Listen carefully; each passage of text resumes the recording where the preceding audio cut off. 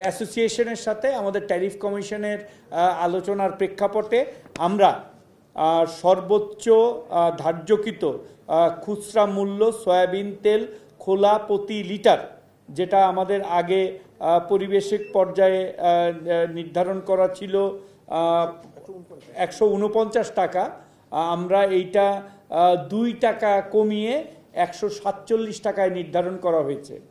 আবারও বলি যে 149 টাকা যেটা খোলা বাজারে ছিল সেইটাকে 2 টাকা কমিয়ে 147 টাকা সর্বোচ্চ খোলা বাজারে সয়াবিন তেল বিক্রি হবে।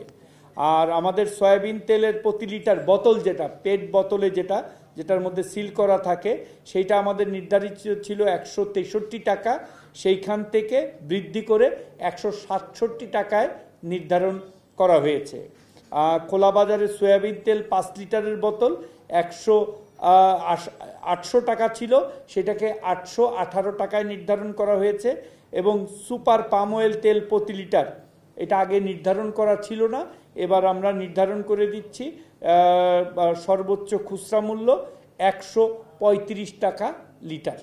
সো এই 4টা পণ্যের দাম আমরা আমাদের, এটা কিন্তু আমরা নির্ধারণ করলাম না, আমাদের যারা অ্যাসোসিয়েশনের তাদের রেকমেন্ডেশনে এবং আমাদের ট্যারিফ কমিশনের অনুমোদন ক্রমে ওনারা ওনাদের অ্যাসোসিয়েশন থেকে চিঠি দিয়ে আগামীকাল থেকে এই মূল্য ওনাদের মিল গেট থেকে ওনারা কার্যকরী করবে।